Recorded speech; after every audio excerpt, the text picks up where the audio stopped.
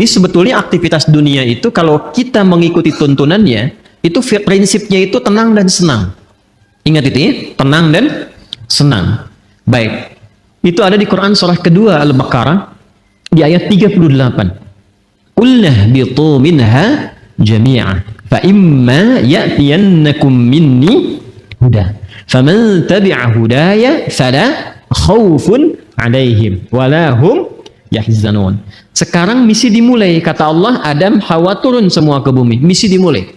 Karena Nabi Adam, kakek moyang kita, dan istri beliau, Sayyidah Hawa alaihissalam, ingat ya, Allah menciptakan manusia pertama itu Adam dan Hawa. Bukan Adam dan Hendra. Ingat ya? Adam dan Hawa. Jelas? Betul ya? Betul. Jadi begitu kemudian disampaikan, misinya diviralkan. Apa tujuan mencipta Adam dan nanti keturunan yang disebut dengan Bani Adam, disebutkan 7 kali dalam Al-Quran itu, fungsinya adalah di bumi terkait dengan ibadah. Quran surah ke-51 ayat 56, "Wa ma khalaqtul jinna wal insa illa liya'budun." Nanti pekerjaan ibadahnya bukan di langit. Yang di langit ada malaikat yang bertasbih, bertahmid, bertakdis. Nanti di ayat 30 terusannya ditemukan. Ya kan? Wa nahnu nusabbihu bihamdika wa nuqaddisulah. Ya kan? Ada yang di langit. Cuma tugas kita bukan di langit. Tugasnya di mana? Di bumi. Itu yang dimaksudkan Al-Baqarah ayat 30. Wa idh qala rabbuka lil malaikati inni ja'ilu fil ardi khalifah. Tugas kita memakmurkan bumi. Tugas kita beribadah di bumi ini. Karena tugasnya di bumi, maka Adam diturunkan. Ketika sudah siap, diturunkan ke bumi. Yang paling menarik, perhatikan kalimatnya. Fa imma ya'tiyannakum minni hudan. Maka tatkala misi dimulai itu, bersamaan dengan misi dimulai, Allah turunkan kemudian petunjuk pedoman berkehidupan supaya misi itu sukses dituntaskan. Ini bukti kasih Allah kepada kita. Tidak pernah memberikan kepada kita sebuah tugas berkehidupan kecuali diberikan perangkatnya. Demi Allah saya katakan, saking sayangnya Allah kepada kita, tidak pernah menugaskan apapun kepada hamba itu. Yang sering kita sebut dengan ujian itu. Jadi nggak mungkin setiap hamba itu diuji kalau tidak diberikan perangkat untuk menyelesaikan ujian itu. Bahkan yang paling rahman, karena itu sifat rahman hanya dilekatkan kepada Allah, tidak yang lain. Quran surah ke-17 ayat 110, "Qulid'ullaha awidur rahman." Ya, ibu masih punya rahim. Manusia masih bisa belajar dari keteladanan itu, tapi rahman hanya milik Allah. Karena kasihnya begitu luas. Jangankan diberikan perangkat. Dengan sifat rahmat Allah itu, kaidah langsung diturunkan. Allah langsung memberikan penjelasan, tidak mungkin bahkan seorang hamba diuji melampaui batas kemampuannya. La yukallifullahu nafsan illa. Itu sayangnya Allah kepada kita. Jadi nggak mungkin setiap kita itu diuji dengan persoalan. Apapun itu dalam kehidupan, kecuali kita memang punya kesanggupan menyelesaikan itu. Itu mesti yakin. Karena Allah yang sampaikan. Dan jangan diduga bahwa setiap orang yang duduk di sini tidak punya masalah, belum tentu. Ini wajah penuh persoalan semua gitu. Setiap kita punya persoalan yang berbeda-beda. Dan mesti yakin, ini kalimat pertama, dan secara psikologis, ini susah ditemukan dimanapun. Itu akan memberikan ketenangan pada jiwa kita. Jadi kalau bahasa psikologinya begini, ketika ada persoalan, katakan pada diri kita, kita pasti bisa menyelesaikan ini. Itu lebih menenangkan kepada jiwa dibandingkan membuat status. Kenapa harus aku ya Allah? Gak akan selesai. Ingat ya, ujian tidak tuntas dengan menuliskan sebuah status. Tapi ujian bisa tuntas dengan membangun keyakinan kepada diri bahwa itu bisa kita sempurnakan. Lalu turunlah surah Al-Insyirah untuk memberikan kelapangan kepada jiwa. Inna ma'al usri. Itu konsepsinya jelas. Jadi kalau sedang punya persoalan, katakan dulu pada diri kita, insya Allah saya mampu mengatasi ini. Satu. Yang kedua, setiap masalah pasti ada solusinya. Kalau dipersingkat tuh begini, bahasa singkatnya, pasti selesai. Pasti selesai, insya Allah. Itu kalimat ini, 2 kalimat yang mahal ini, itu memberikan pengaruh kepada jiwa tuh luar biasa. Dan itu sangat mahal. Sangat mahal. Anda kalau konsultasi ke psikolog untuk dapat 2 kalimat ini saja, berapa biaya yang dikeluarkan? Ya. Kan saya sering katakan, kan ketenangan itu kadang lebih mahal kan dibandingkan harta yang dimiliki. Orang untuk mendapatkan ketenangan itu mesti kadang merogoh kocek yang sangat luar biasa. Karena itu seringkali ketenangan itu tidak bisa dibandingkan dengan materi yang didapatkan. Masih ingat kan pertanyaan yang sering saya ajukan? Pilih mana? Kaya tapi gelisah atau miskin tapi tenang? Masih ingat 2 tahun lalu? Kaya tapi gelisah atau miskin tapi tenang? Coba, nggak ada pilihan ketiga. Nggak mudah kan? Baik. Nah, karena itu konsepsi dasar dalam kita berkehidupan itu mesti tenang. Saya kalau mengajar Andanya nggak tenang, nggak mungkin pelajaran bisa disampaikan. Saya pun kalau sedang tidak tenang, nggak mungkin bisa menyampaikan materi dengan baik. Ketenangan itu penting. Karena itulah ketika Adam mulai diturunkan ke bumi kalimatnya. Faman tabi'a hudaya fala khaufun. Fala khauf itu tidak ada kegelisahan. Apa lawannya gelisah? Tenang. Jadi konsepsi dasar keberhidupan di bumi itu sesungguhnya penuh dengan ketenangan. Dasarnya itu. Kapan ketenangan itu tiba? Faman tabi'a hudaya. Ketika petunjuknya diikuti. Jadi kalau ada keberhidupan kita dalam konteks apapun, apakah di rumah tangga, di pekerjaan di kantor, kehidupan sosial, yang membuat kita tidak lebih tenang, boleh jadi, maaf, bukan karena jabatan yang kurang tinggi. Mungkin bukan hartanya kurang banyak. Bukan karena gelar belum banyak terkumpul. Boleh jadi interaksi kita dengan pedoman yang telah Allah tetapkan itu belum tinggi. Coba keluarkan pedomannya. Kemudian walahum yahzanun, dan tidak larut dalam kesedihan. Apa lawannya sedih? Senang. Harusnya keberhidupan di bumi itu konsepnya tenang dan senang. Mau di sini senang, mau di sana senang, di sini, di sana, di mana-mana. Itu memang konsep dasar berkehidupan. Kapan itu terjadi? Kapan? Bukan untuk disyairkan, dilirikan, tapi untuk dikaji ketika faman tabi'a hudaya, ketika pedoman itu diikuti. Karena itu, saking rahmannya Allah kepada kita dari sejak generasi Adam alaihissalam, kemudian berganti berketurunan, Adam, Hawa menyatu melahirkan keturunan. An-Nisa ayat yang pertama, ya ayyuhan nasu taqu rabbakumul ladzi khalaqakum min nafsin wahidah wa khalaqa minha wa batha minhuma rijalan katsiran wa nisaa wattaqullaha alladzi tasaaluna bihi wal arham innallaha kana 'alaikum raqiba. Adam, Hawa, Quran surah 4 ayat 1 menyatu melahirkan keturunan lelaki dan perempuan. Lalu menyebar semuanya ini. Berbeda-beda tempat. Ya, boleh jadi beda RT, beda RW, beda kecamatan sampai beda benua. Bahkan sukunya bisa tidak sama. Dalam bahasa Arab perbedaan komunitas disebut dengan sya'bun, jamaknya disebut syu'ubun. Suku disebut dengan qabilah, kabilah, jamaknya qabail. Maka turun Quran surah ke-49 ayat ke-13.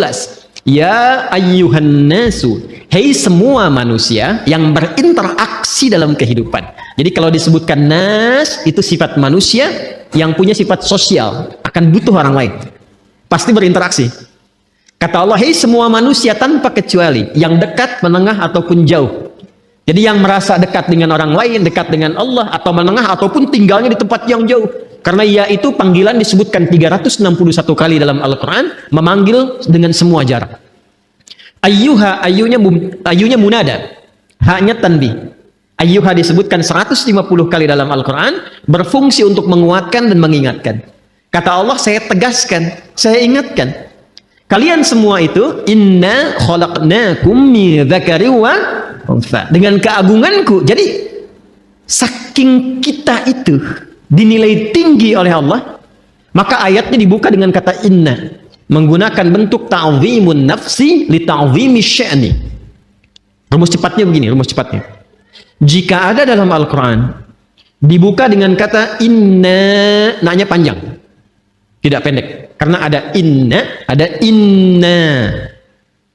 Jelas? Wal 'asr, Quran surah 103, wal 'asr innal insana lafi. Itu yang pendek, innal insan. Ya, itu inna di situ huruf taukid. Inna harfu nasbin wa taukidin tansibul isma wa tarfa'ul khabara mabniyun 'alal fathi la mahalla lahu minal i'rabi. Itu gramatikal nahwunya. Tapi kalau ada panjang inna, maka itu gabungan dari inna pendek plus na panjang, singkatan dari nahnu. Rumus cepatnya, kalau dibawa ke Quran terkait dengan Allah, jangan diartikan jamak. Awas, ini ngaji ilmu balaghah, jangan diartikan jamak, nggak tepat kalau jamak. Ya, karena itu kita harus bahas dengan ilmunya. Maka di ilmu balaghah nanti itu ada kaidah begini, ada kaidah nanti disebut dengan huruf-huruf menunjukkan ta'zimun nafsi, menghadirkan keagungan zat. Keagungan zat. Nah, menariknya di Quran itu, Allah kalau sudah menampilkan keagungan zatnya, itu selalu menggunakan kata inna panjang untuk memberikan kesan bahwa informasi yang disampaikan begitu agung. Jadi ada yang istimewa di informasi itu. Nggak sama dengan yang lain-lainnya. Ada yang mahal nilainya. Istimewa sekali. Saking istimewanya, Allah menghadirkan keagungan zatnya untuk menunjukkan keagungan informasi yang disampaikan. Contoh. Tiap hari ada siang, ada malam ya. Sebelum kehidupan berakhir. Malam itu kan normal. Setiap berganti, sekarang malam. Kemarin ada malam? Ada ya? Baik. Malam itu bahasa Arabnya lail. Tapi ketika yang ada istimewa di malam itu, makanya pakai tak di ujungnya. Dari lail jadi lailah. Saya tanya begini. Kemarin saat Ramadan, ada malam yang istimewa nggak? Namanya malam apa? Lailatul Qadar. Baik ya? Kalau ada tak berarti istimewa ya. Coba lihat surahnya, surah ke-97. Bukankah ketika menyebutkan malam Al-Qadar itu di depannya pakai inna panjang? Inna anzalnahu fi, untuk memberikan kesan bahwa informasi yang disampaikan begitu istimewa. Nah, kita ini manusia itu bukan makhluk biasa. Ini makhluk istimewa, Pak, Ibu. Jadi jangan melihat diri kita itu sebagai sesuatu yang rendah, tidak. Allah murka itu. Ya, kita itu makhluk yang istimewa. Saking istimewanya, itu Allah sudah menyampaikan dengan kalimat yang sangat indah dan menghiasi kita dengan segala kemuliaan dari ujung kepala sampai ujung kaki. Itu mulia. Buka Quran surah ke-17 Al-Isra ayat ke-70. Walaqad karramna bani Adam. Tuh, ada lam, ada qad. Lamnya taukid, qadnya tahqiq. Ya, jadi qad itu bisa tahqiq, bisa takrib, bisa taukid. Walaqad karramna, dan aku tegaskan kata Allah, aku jamin. Dengan keagunganku kata Allah, aku berikan semua sifat-sifat kemuliaan pada semua anak cucu Adam. Jadi dari ujung kepala sampai ujung kaki itu kita itu mulia. Ingat, harus paham ini ya. Saking mulianya kita ini dijaga oleh Allah supaya semua bagian tubuh kita itu tidak berinteraksi dengan segala yang bersifat hina. Karena itu semua fungsi tubuh kita harus digunakan pada yang baik-baik, pada yang mulia-mulia. Untuk itulah kenapa ada ayat turun membimbing tentang bagaimana cara menatap. Jadi melihat saja diatur. Kalau binatang kan tidak diatur. Coba lihat, monyet kan segera dilihat kan? Halo? Kenapa jadi tegang begini? Coba keragunan. Lihat monyet. Monyet segala dilihat kan? Apa saja dilihat? Pisang dilihat, kacang dilihat, antum dilihat. Ibu-ibu mau pakai jilbab, mau nggak pakai jilbab, dilihat juga. Mau yang ada aurat, yang terbuka aurat, yang tertutup, dilihat juga. Itu siapa? Monyet. Saya ulang, itu siapa? Monyet. Jangan disalahkan. Ada ibu-ibu lewat misalnya aurat terbuka, dilihat. Wih, haram, nggak bisa, monyet kok. Karena kita bukan monyet, kita bukan binatang, maka diatur. Penglihatannya diatur. Jangan melihat yang tidak mulia, kata Allah, karena matamu itu mulia. Maka turunlah Quran surah Cahaya, surah 24, ayat 30 untuk laki-laki, ayat 31 untuk perempuan. Qul lil mu'minina yaghuddu min absar wa qul lil mu'minati yaghuddna min absar. Kata Allah, kamu itu makhluk mulia. Karena itu pandanganmu pun harus mengarah pada yang baik saja. Ketika yang dipandang itu nggak bagus, palingkan. Ghaddul basar itu bukan nggak boleh lihat. Ketika yang dilihat tidak layak, jangan dilihat. Gambar-gambar yang tidak elok, jangan dilihat. Tontonan yang tidak bagus, jangan dilihat. Proyek yang bukan punya Anda, jangan dilihat. Alas kaki keluar dari sini bukan punya Anda, jangan dipaksakan dilihat-lihat. Paham? Kenapa? Karena kita itu mulia. Maka muncul hukum haram. Haram itu akarnya seakar dengan kata hormah. Diserap ke dalam bahasa Indonesia menjadi hormat. Hormat itu dari bahasa Arab. Asalnya hukum haram itu, ini dasarnya filosofinya, maknanya. Kenapa hukum haram ini muncul? Dasarnya bukan ingin membatasi manusia beraktivitas, bukan. Tapi Allah menginginkan kehormatan kita terjaga. Jangan dilakukan. Kalau kamu mengerjakan ini, kehormatan kamu runtuh di hadapan Allah dan manusia. Coba silahkan cek. Kalau ada orang mencuri dan diketahui mencuri dipublikasikan, kehormatannya runtuh tidak? Runtuh. Pezina diketahui, runtuh. Pembegal, pencuri, perampok, koruptor, terbuka, runtuh. Allah tidak ingin. Allah tuh sayang dengan kita. Jangan sampai terjadi. Jadi tidak harus semua dilihat. Yang melihat semuanya tanpa batasan, siapa? Jadi kalau ada manusia ingin selalu melihat tanpa ada batasan, ya patut dipertanyakan, di mana nilai kemanusiaannya? Jelas sampai di sini? Ini gambaran ujung kepala sampai dengan ujung kaki. Jadi Allah tuh saking sayangnya, satu, menginginkan kita selalu tenang, senang, menginginkan kita terhormat. Jadi kurang sayang apa lagi? Kurang sayang apa lagi? Nah, untuk mendapatkan ketenangan tadi, kenyamanan tadi, keterjagaan tadi, maka sejak manusia terlahir, diberikanlah fitrah berkehidupan, ditanamkan dalam jiwanya yang akan menjaga dia tetap dalam status yang terhormat di hadapan Allah. Itulah potensi fitrah yang disebut dengan takwa. Maka turunlah Quran surah ke-91 di ayat 7 sampai dengan ayat 10. Wa nafsi wa ma sawwaha. Dan demi jiwa setiap manusia yang disempurnakan penciptaannya. Fa'alhamaha fujuraha wa taqwa. Maka demi menyempurnakan itu ditanamkanlah pada dirinya fitrah, potensi-potensi kebaikan, yaitu satu, katalisnya namanya fujur, dan inti hidup berkebahagiaan itu yang disebut dengan takwa. Tugas kita adalah mengoptimalkan fitrah potensi takwa ini. Jadi kalau kita bisa keluarkan itu, naik cahayanya, naik ke mata, itu mata tidak akan pernah menatap kecuali yang baik-baik saja. Turun ke lisan, lisan orang yang sudah punya takwa, itu lisannya akan terjaga, tidak pernah dia bertutur kecuali yang mulia saja, sampai ke ujung kaki. Kalau sudah jadi mendapati bagian dari takwa itu, maka berubah nanti namanya.